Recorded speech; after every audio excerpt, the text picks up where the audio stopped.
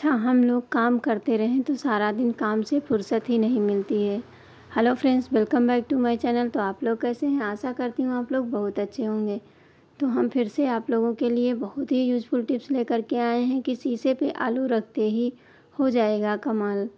तो इस तरह से सबसे पहली टिप्स हम आप लोगों के साथ में शेयर करते हैं कि सबसे पहली टिप्स है कि मॉर्निंग में सबसे पहले शुरुआत हम लोगों की झाड़ू से ही होती है। तो झाड़ू क्या होता है, इस समय बारिश के मौसम में झाड़ू हमारी भीग जाती है तो ये इसमें से स्मेल आने लगती है और झाड़ू ख़राब भी होने लगती है और इसमें छोटे छोटे जैसे कीड़े हैं हो जाते हैं, काकरोच हैं, ये भी इसके अंदर बैठ जाते हैं। और जैसे मिटकी छोटी छोटी होती हैं, बारिश के महीने में ये ज़रूर होता है।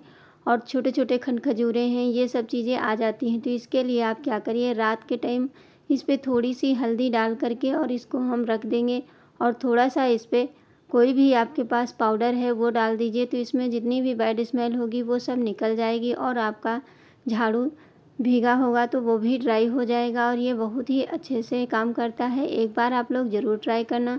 और ये बहुत ही यूज़फुल टिप्स है इससे, क्योंकि घर की शुरुआत पहले सबसे मॉर्निंग में शुरुआत झाड़ू से ही होती है। अगर झाड़ू हमारा गंदा होता है तो फिर कोई काम हमारा करने का मन नहीं करता। तो इस तरह से देखिए, इसको लगा करके आप रख दीजिए और रात में ये जब भी करें तो रात के टाइम में ये करके रखते हैं तो आपका झाड़ू एकदम अच्छा बना रहेगा और इसके अंदर कोई भी कीड़े मकोड़े नहीं आएंगे।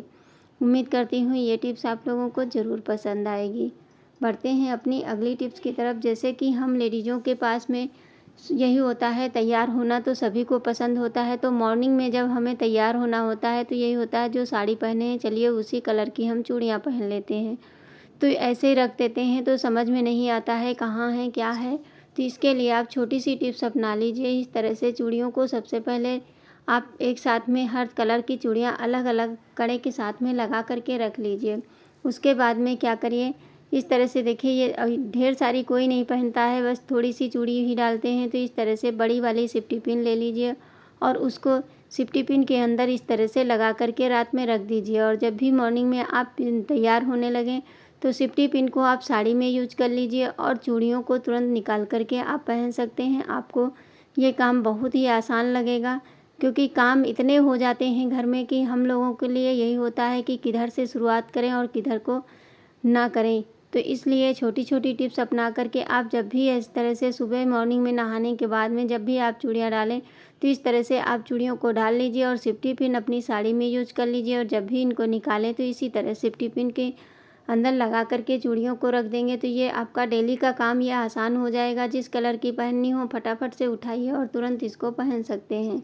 उम्मीद करती हूँ ये भी टिप्स आप लोगों को ज़रूर पसंद आएगी।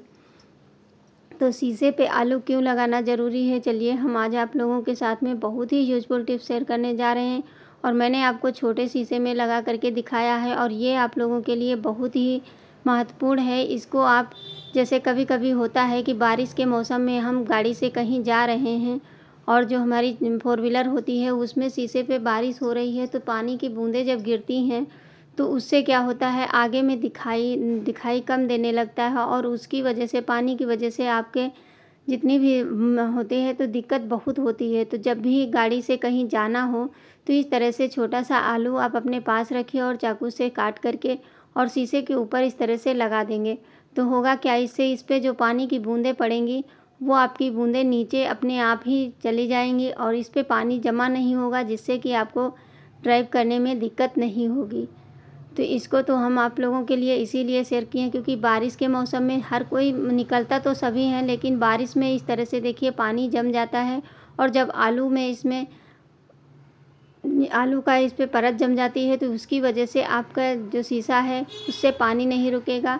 तो अब इसको क्लीन भी करना है तो किसी कपड़े से इस तरह से रगड़ देंगे तो शीशा आपका बिल्कुल चमक जाएगा। कभी कभी होता है ऐसा कि आपके पास क्लीनर नहीं है शीशा साफ़ करने वाला, तो इसकी वजह से आप लोगों को बहुत ही प्रॉब्लम होती है। तो जब भी बारिश में घर से बाहर निकलें वो गाड़ी को लेकर के तो इस तरह से आलू रख लीजिए और उसी से आप साफ़ करिए। देखिए कितने अच्छे से ये साफ़ भी हो जाता है और इस पे पानी की बूंदें एक भी नहीं टिकेंगी, ये आपकी तुरंत बाहर नीचे गिरती चली जाएंगी। तो उम्मीद करती हूँ ये टिप्स आप लोगों के लिए यूज़फुल ज़रूर रहेगी और जब भी निकलें तो ये काम ज़रूर करें।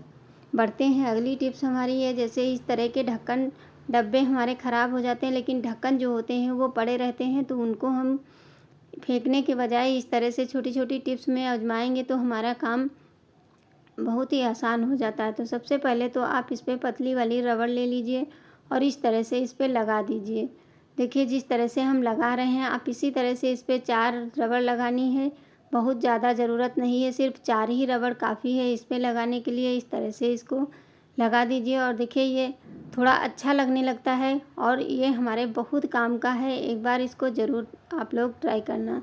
जैसे कि बच्चे होते हैं तो वो साबुन को ज़रूर इधर उधर फेंक देते हैं। ये बनके तैयार हो चुका है इस तरह से। देखिए अब चलिए इसको हम रखेंगे कहाँ।